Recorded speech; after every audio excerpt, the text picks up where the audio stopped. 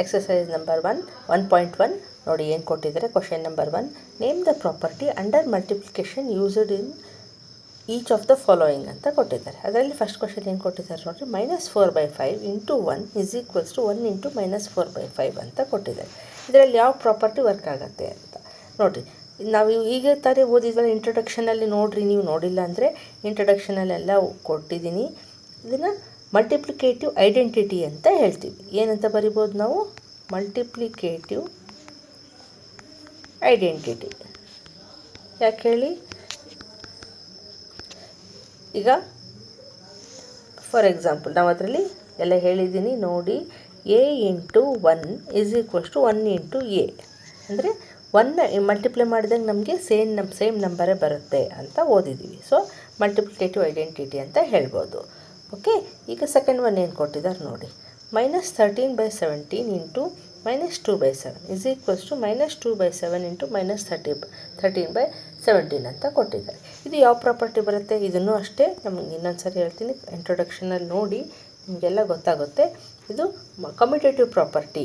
Commutative property ನಾವು ಓದಿವಲ್ಲ, a into b is equals to b into a ಅಂತ equal ಇರುತ್ತೆ. ಸೊ ಇದನ್ನೇನು ಬರಿಬೋದು ನಾವು, ಕಮ್ಯುಟೇಟಿವ್ ಪ್ರಾಪರ್ಟಿ ಅಂತ ಬರಿಬೋದು.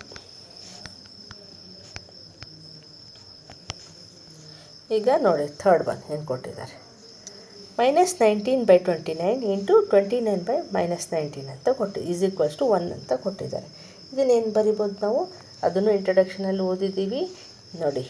a is equals to 1/a ಅಂತ ಓದಿದ್ದೀವಿ. ಇನ್ವರ್ಸ್ ಅಂದರೆ multiplicative inverse. Okay, multiplicative inverse ಅಂತ ಬರಿಬೋದು.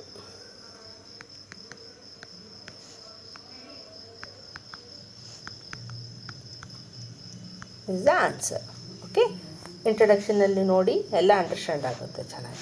ಓಕೆ, ಈಗ ಸೆಕೆಂಡ್ ಕ್ವಶನ್ ಏನು ಕೊಟ್ಟಿದ್ದಾರೆ, tell what property allows you to compute ಅಂತ ಕೊಟ್ಟಿದ್ದಾರೆ. 1/3 ಇಂಟು 6 ಇಂಟು 4/3 ಇದನ್ನು ಒಂದು ಗ್ರೂಪ್ ಮಾಡಿದ್ದಾರೆ ನೋಡಿ. ಇದನ್ನು ಒಂದು ಗ್ರೂಪ್ ಆಗಿದೆ. ಆ್ಯಸ್ 1/3 ಇಂಟು 6 ಸೇಮ್ ನಂಬರ್ಸ್ ಇದೆ, ಇಲ್ಲಿ ಇದಕ್ಕೆ ಗ್ರೂಪ್ ಮಾಡಿದ್ದಾರೆ. ಇದನ್ನು ನಾವು ಇಂಟ್ರಡಕ್ಷನಲ್ಲಿ ಓದಿದ್ದೀವಿ. ಸೊ ಇದಕ್ಕೇನು ಹೇಳ್ಬೋದು ನಾವು, ಅಸೋಸಿಯೇಟಿವ್ ಪ್ರಾಪರ್ಟಿ ಅಂತ ಹೇಳ್ಬೋದು. Associative property,